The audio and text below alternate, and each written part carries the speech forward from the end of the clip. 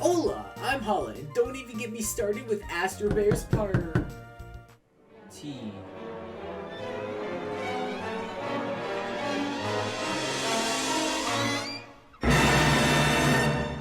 Alright, listen man, listen. I didn't want to sleep anyways. You ever just look at this and think, okay, but what if they're murderous? Well, somebody out there did.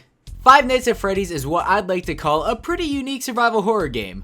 Or what 10-year-old Hala would like to call the most exciting thing ever made. The concept of this game is simple. You're a security guard at not Chuck E. Cheese, and you're tasked to watch over the place, but with this game being a game, something's gotta happen, right? Dear God. This game came out of nowhere and immediately blew up, mainly because of Let's Play YouTubers making videos on the game. Just about anybody could have uploaded a FNAF video and gotten a good amount of views.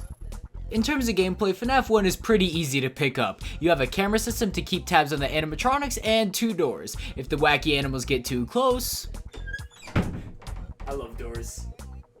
If you let them in your office, you'll be walking away with your freshly shit pants in one hand and your freshly punched monitor in the other. Rinse and repeat 5 times and bada bing bada boom, you're done. There's a 6th night. You just can't trust anything these days. Now the real surprise happens when you beat night 6 and unlock custom night mode, where you can set any difficulty for the animatronics as long as it's not 1, 9, 8, and 7. This is gonna happen every time I get jump scared, isn't it? And if you thought we were done here, no. You can't have a FNAF game without an overly convoluted storyline. It's in the law.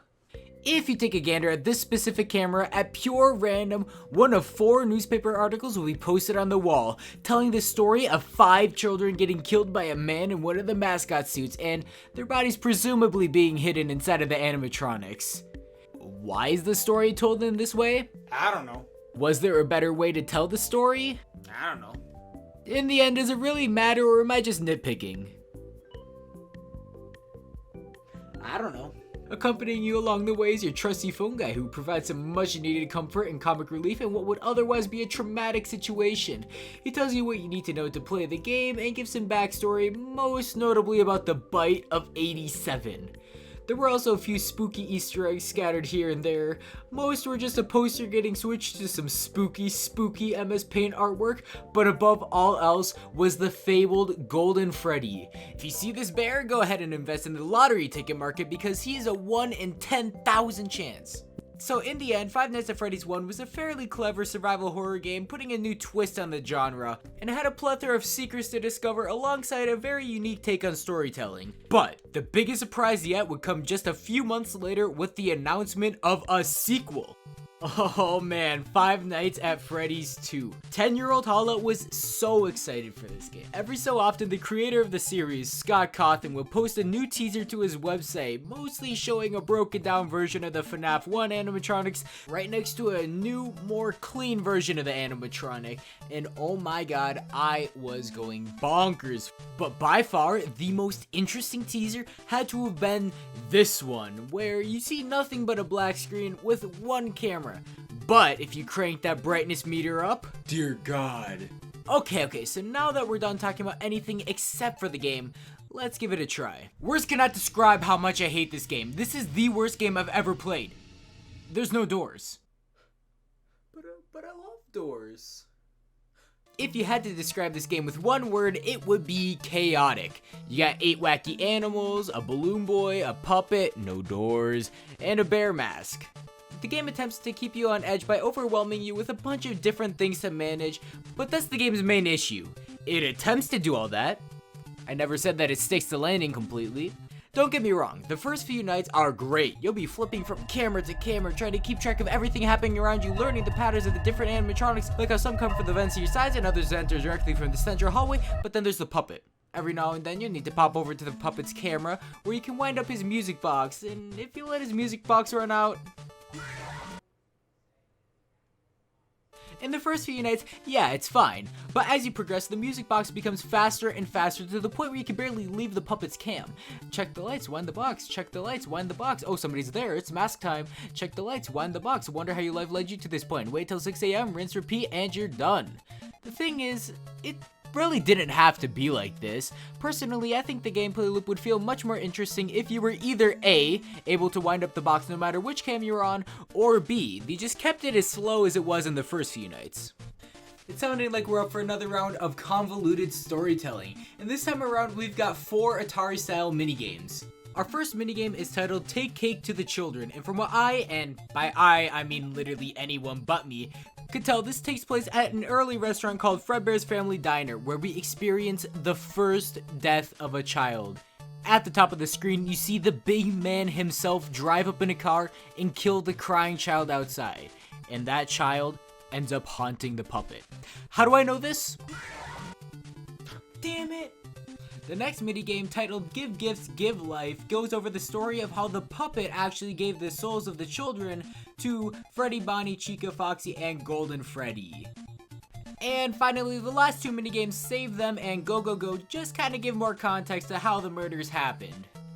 So in conclusion, FNAF 2, it's pretty...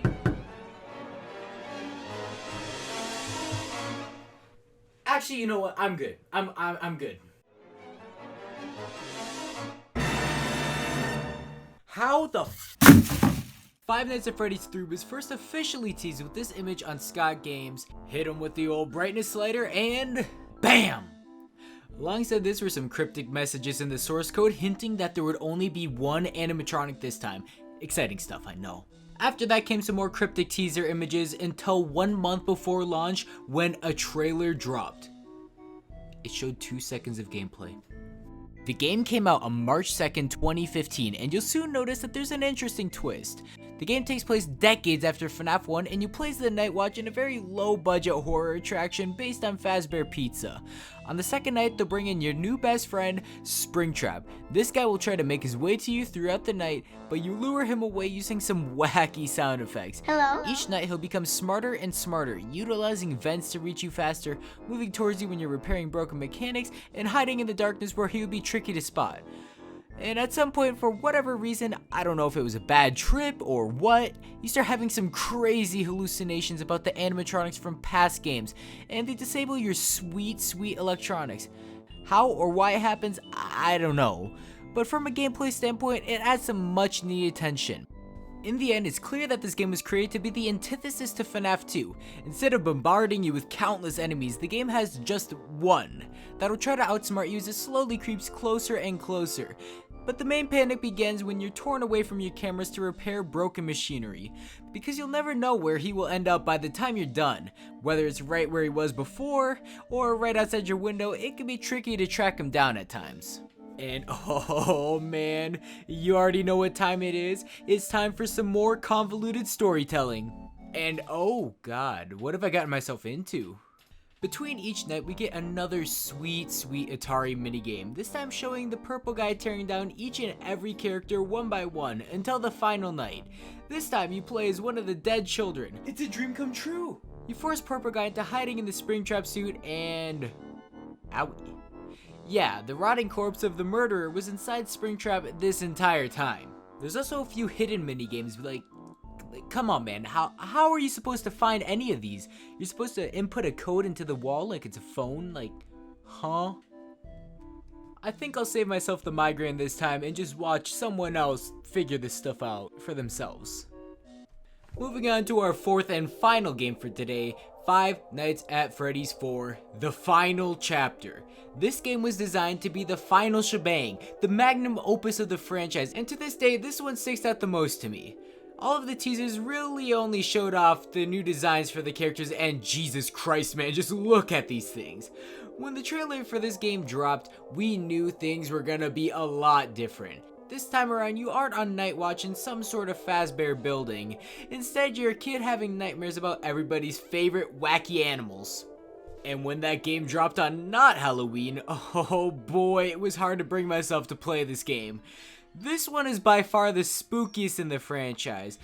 FNAF 4 relies on sound cues in order to hear where the animatronics are so you don't die. Which means you can't just...